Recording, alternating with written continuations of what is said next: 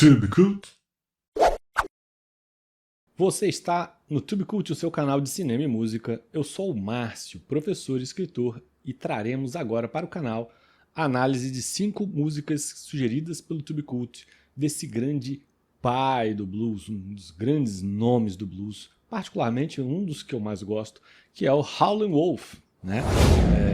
Howlin' Wolf, para entrar nesse universo visceral e elétrico, um dos gigantes do blues que moldou o som de Chicago com sua voz cavernosa e a presença de palco feroz. Depois mergulharemos nas 5 faixas. Vamos falar aqui primeiro do Howlin' Wolf. A primeira característica que é muito fácil identificável quando você escuta ele, sobretudo em distinção a muitos outros músicos de blues que você porventura venha a conhecer mais à frente, ou se é que você já não conhece, né? Uma característica marcante do Howlin' Wolf é a voz, né? Essa voz que o nome já sugere, né? Uma voz de lobo, né? Exatamente isso, né? O Wolf, de lobo, é uma voz de lobo. Por isso aqui a gente fala do uivo, né? O uivo, a obra do Allen Ginsberg, que vem demarcar aí o começo do movimento beat, né? Deriva, todo movimento beat tem, de certa forma, uma herança ali, carrega uma herança do blues, como uma música de contravenção na época, né? Não sei se você sabe a origem do blues. O blues era tido pelos puritanos norte-americanos como uma música satânica, né? Era cultivado, parecido com o que acontece hoje aqui no Brasil, aconteceu com o samba e com o candomblé, né? Era muito marginalizada, né? Aqui no Brasil, eu já falei outras vezes, né? O samba era música de fundo de quintal para que a polícia não prendesse as pessoas na porta, tocava chorinho, né? Lá nos Estados Unidos era a mesma coisa que o blues. O blues não podia ser bem aceito socialmente. No entanto, esses paradigmas, digamos, essas barreiras foram sendo rompidas, né? E sobretudo os britânicos importaram muito o blues, e o Howlin' Wolf estava dentro desses digamos, pais de um movimento que nasceu lá nos bordéis ou no interior mesmo ruralista dos Estados Unidos, e que foi ganhar sua força, sua projeção lá do outro lado do oceano, nas Ilhas Britânicas, né? Enfim, Howlin' Wolf é desses ícones de um som bastante provocativo, bastante rústico, até pela voz dele de lobo, né? E os uivos, né? O uivo do blues elétrico. Eu fico o convite para que você comente aí suas músicas preferidas do Howlin' Wolf, ou, se quiser, peça aí um outro músico que você gostaria, né? Que a gente possa, de repente, atender o seu pedido, mas com certeza daqui a bastante tempo, porque demora para gravação, né? Quase um ano, né? Para você ter uma ideia, para a gente conseguir atender um pedido. Howlin' Wolf, o uivo do blues elétrico. Nascido com o nome, né, Chester Arthur Burnett, em 1910, no Mississippi. Howlin' Wolf foi batizado com o nome de um presidente americano, mas sua voz e o estilo o tornaram um verdadeiro monarca do blues. Gigante em estatura e expressão, ele começou tocando com Charlie Patton, mestre do Delta Blues, e mais tarde se tornou um dos pilares da Chess Records, ao lado de Muddy Waters e Willie Dixon, né? Outros dois também bem famosos, né? Curiosidades marcantes aqui, né? Seu apelido veio das histórias contadas pelo avô. Se não se comportasse, os lobos uivantes o pegariam. Caminhou cerca de 85 quilômetros a pé para fugir de maus tratos e reencontrar o pai. Nunca aprendeu a ler música, tocava por instinto e emoção. Essa aqui é uma coisa que eu destaco, sobretudo como crítica ao tecnicismo na arte, né? As pessoas que acreditam de boa fé que não se possa fazer boa arte se não tiver um estudo da arte, né? Muito do que nós temos hoje como grandes pontos altos na arte foram instinto, né? Pessoal, autodidatismo, né? Fala-se muito de outros músicos que não sabiam nada de música, que, no entanto, os músicos, digamos, acadêmicos tiveram dificuldade de conseguir até botar em pauta ou conseguir executar, tiveram que se esforçar muito para conseguir aplicar aquele conhecimento. Não estou desmerecendo com isso o conhecimento técnico de forma nenhuma, mas se você é muito tecnicista radicalmente, você pode perder aí essas nuances de grandes artistas que fugiram completamente, que transgrediram todas as regras e fugiram completamente, às vezes criando arte na própria imperfeição, né? Então, tá aqui. Howlin' Wolf nunca aprendeu a ler música, tocava por instinto e emoção. Foi premiado com um doutorado em artes pela Columbia College em 1972.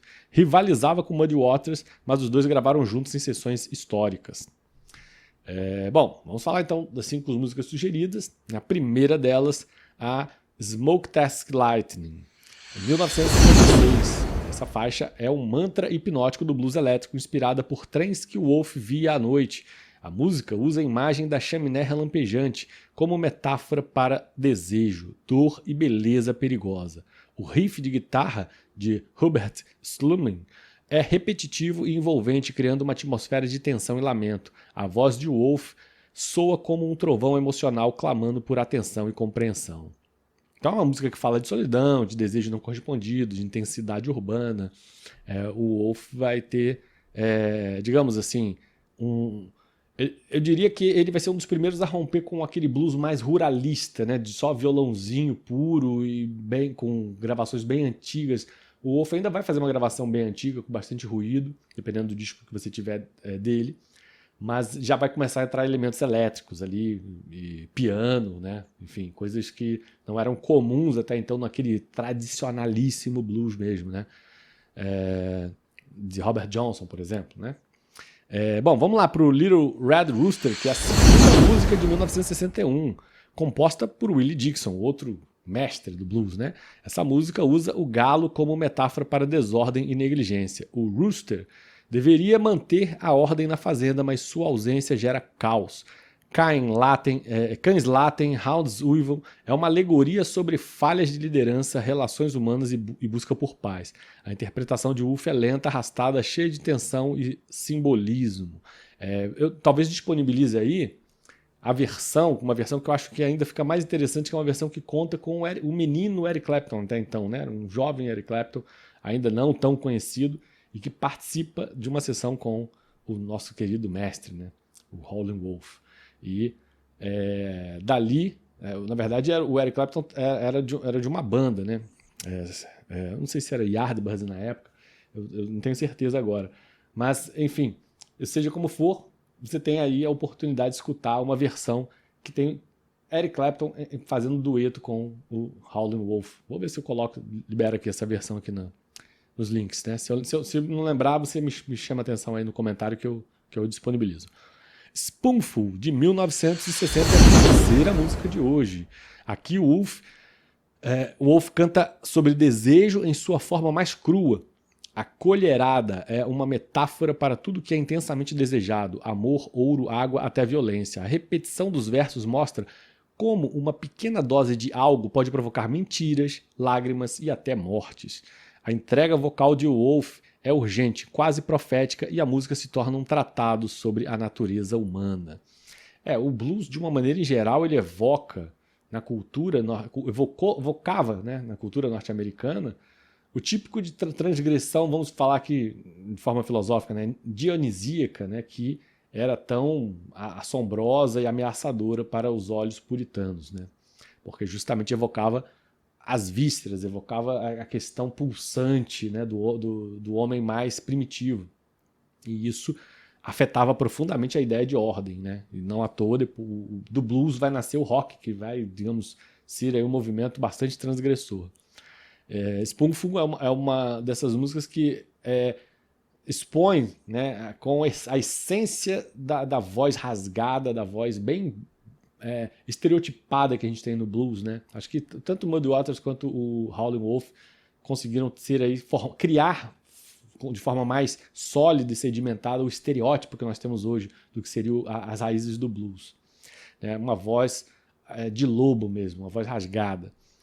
Vamos para a quarta música de hoje, a música Wang Dang Dooley. Essa faixa é um convite à celebração caótica, né? Como eu falei aqui, acabei de falar dionisíaco, né? O caos.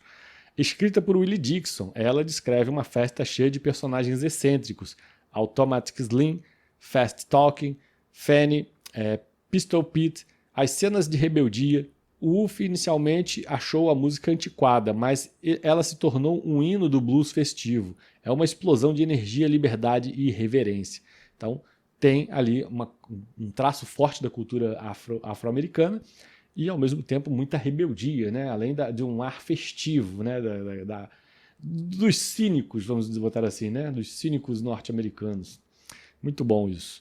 De 1961 essa música, né? Antes de a gente falar aqui a última música, fica o convite para você conhecer o trabalho da R4 Informática, essa parceira do Google, na implementação do Google Workspace, né? Essa plataforma digital que agrega um conjunto de serviços que podem fazer a sua empresa alçar um patamar de excelência, né? Seja no atendimento do cliente final, seja na melhor gestão da logística e dos seus partes de recursos humanos. Você vai conhecer esses serviços clicando aqui embaixo no link deles, da R4 Informática, e eles vai ver o atendimento deles, é muito personalizado, eles vão procurar ver as suas necessidades e promover a sua empresa a um outro patamar, né, de qualidade. Fica o convite para você conhecer o portfólio deles.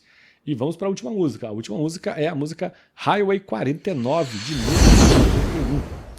Essa música é uma balada de estrada e busca, né? Blues de estrada, cara. É uma coisa maravilhosa, né? Highway 49 é uma rota real que cruza o delta do Mississippi e aqui simboliza a jornada de um homem em busca de sua mulher, ou talvez de si mesmo. A letra fala de cansaço, de blues e uma mulher que não o nota. É um retrato do errante solitário típico do blues que caminha com dor e esperança, né? Cara, falar de estrada e blues é quase a mesma coisa. Estrada, highway, né? Os estradões lá norte-americanos, a Rota 66, enfim. Pô, é quase a mesma coisa. Aqueles bares assim de beira de estrada, né, rolando blues solto, né, muita cerveja. Pô, é coisa deliciosa, né? Toda essa associação, essa imagética que se projeta em cima da gente quando a gente pensa no blues, né? É isso, gente. E por fim é isso. Howlin' Wolf não cantava apenas com a voz, ele cantava com o corpo, com a alma, com o chão do soul dos Estados Unidos. Suas músicas são o quê? Gritos assim primitivos, orações urbanas, fábulas elétricas, né? E grifo elétricas, porque ele é um desses que, digamos, recebeu o mérito de romper com o blues da primeira geração, que era um blues mais puramente violado, né? Ou quando muito eram aqueles pianos bem velhão mesmo, e só voz, né? Muitos dos blues, alguns começaram só com coro, né? Lembrando até a questão das tragédias gregas, né? Começaram só com coro de igreja, às vezes, né? Enfim, dali foi para o extremo oposto, começaram nos cabarés, enfim. É um barato, né? A história da música é um barato. Cada faixa que... Então, assim, o Wolf é um típico bluseiro de estrada. É isso. Isso resume bem, né? E um lobo uivante, né, nessas estradas, né? E, cara, eu me amarro demais. E, claro, fica aí o convite para você comentar as suas músicas, né? Que você gostaria de ver aqui, os seus cantores, enfim. Por fim, fica o convite para você assistir o próximo vídeo do canal, onde nós vamos, digamos, tangenciar o blues aqui, né? A gente vai sugerir músicas fora do óbvio da banda estadunidense moderna, né, contemporânea nossa, a The Black Keys, né? Eu amo de paixão essa banda. Uma banda que está diretamente conexa aí com o Howlin' Wolf. Tem uma música, inclusive, que é uma homenagem ao Howlin' Wolf, né? Então, fica aí o convite para que você assista o nosso próximo vídeo imperdível, The Black Keys. Um abração, te vejo lá.